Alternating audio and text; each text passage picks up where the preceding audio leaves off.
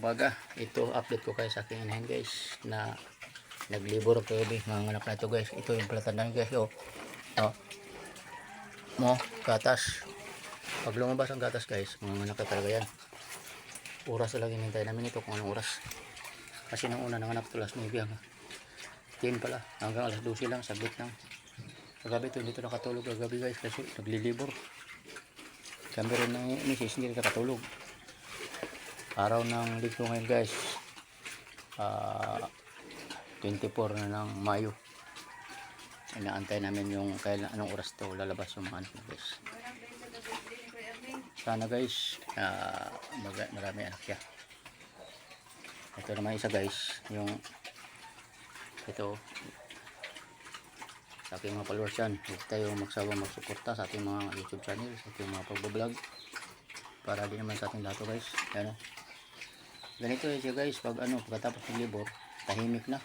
Mabait itong inay na to. Kaya ewan ko lang ngayon kung mga anak ka to, mamaya mga anak ka talaga to kasi may lumalabas na.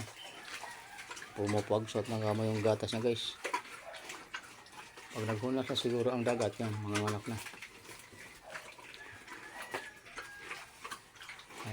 Wala pang lumalabas sa ano niya guys, puerta. Kahit itong baboy to, sabi itong mga anak. Alam ko kung pwede paliguan to, paliguan ko sana, kaya lang maaga pa. Alas 6 pa lang, hindi mo na. Ang pinapakain ko sa kanya guys ay kangkong lang. Kasi mahirap pagbusog, matagal lumabas yung mga anak na.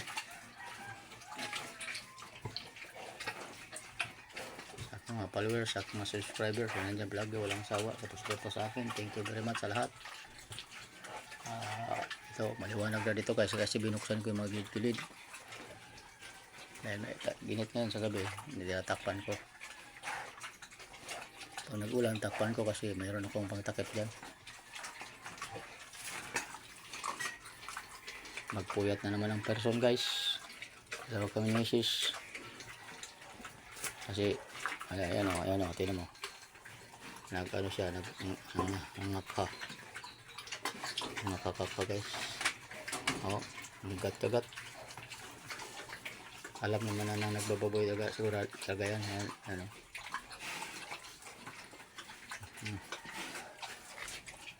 Kaya tiyaga-tiyaga lang tayo. Ayan ang sinasabi na kung may tinatanim may anin, ito na yung tinanim namin guys. 3 buwan na higit, 114 days. Kaya sana medyo marami-rami ang ibigay niya. Kasi nung una lang, ayun, may lumabas na lay. Lumabas na baka mga anak na ito. May lumabas na malapot. Ayan o, mayroon na umpisa na siya guys na may lumabas. Sigurado mga anak na ito ngayon. Ayan o. Ang asal dyan ay bake na. Lagyan dito ng plastic para pag may lumabas hindi madumihan. I-ready mo na yung mga gamit natin.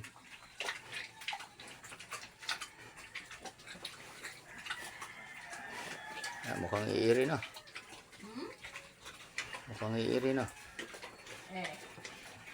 May lalabas na eh. Kasi nung una yung ganyan, pag alis ko nakaganyan yan, pagbalik ko may anak na. May sinundo kita. Kaya guys, antabayan na natin to guys mga anak. Bye bye, magandang umaga. Good morning muli. Araw ng linggo. Bye bye na.